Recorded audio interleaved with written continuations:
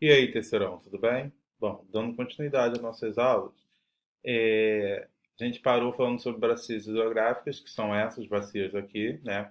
As bacias hidrográficas brasileiras. O que que é uma bacia, né? A bacia, relembrando semana passada, bacia é o conjunto do rio principal mais os seus afluentes.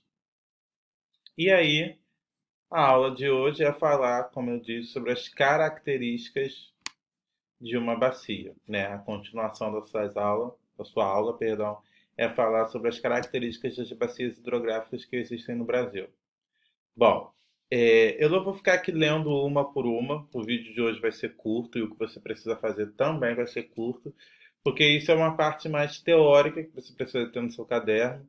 Não vou nem passar exercício essa semana, porque eu sei que são 2 páginas, então o conteúdo é extenso. Se a gente estivesse dentro de sala de aula, por exemplo, provavelmente eu ditando isso aqui tudo, a gente levaria toda a aula, né? Então eu tenho plena consciência também, não vou sobrecarregar vocês.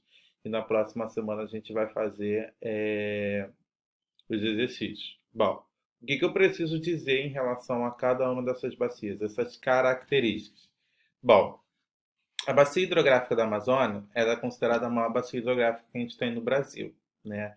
Ela é uma bacia considerada uma bacia internacional, ou seja, ela começa em outro país, né? Ela começa no Peru e atravessa o território do Brasil. Quando ele fala aqui no Brasil, porque justamente porque ela começa no Peru, na Cordilheira dos Andes, e atravessa o território brasileiro. O Rio São Francisco vai ser extremamente importante porque ele vai, vai ser a principal bacia hidrográfica do Nordeste, né? E vai ligar aí o Nordeste com a região Sudeste.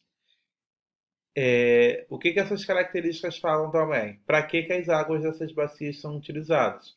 No caso do Rio São Francisco, é utilizado para navegação, para irrigação e para usina hidrelétrica, né, para geração de energia elétrica. E aí as outras bacias, essas são as duas mais importantes.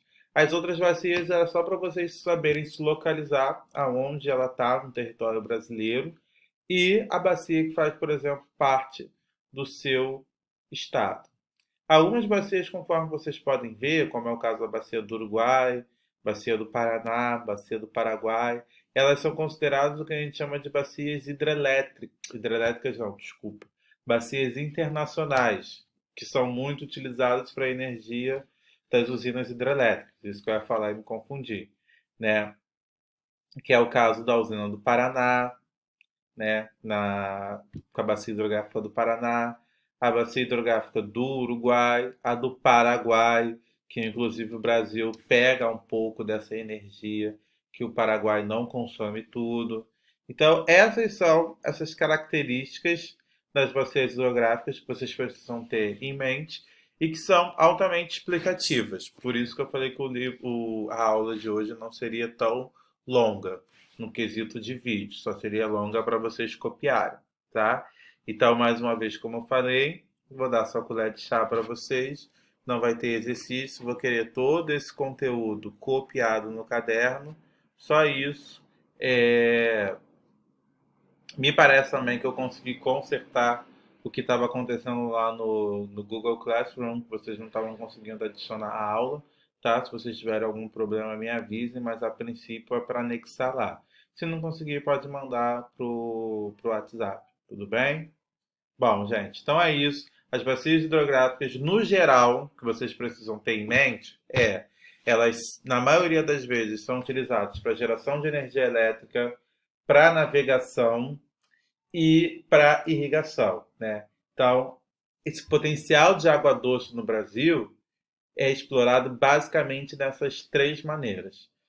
E principalmente para a energia elétrica. Hoje, a maior parte da fonte de energia elétrica do Brasil vem das usinas hidrelétricas. A gente tem, por exemplo, energia eólica, energia solar, tá? Biocombustível, energia do petróleo. Tem vários tipos de fontes de energia, como vocês já estudaram. Só que a maior parte da energia do Brasil vem das usinas hidrelétricas. Por isso que a gente fala nessa questão de desperdício de energia é também desperdício d'água, porque a gente precisa dessa força das águas para estar gerando aí energia elétrica, tudo bem? Então, só copiar esse conteúdozinho no caderno, na aula de hoje, tá? Então, é isso. Semana que vem a gente vai fazer exercícios para fixar melhor e qualquer dúvida estamos aí. E como diz na Itália, andrà tutto bene.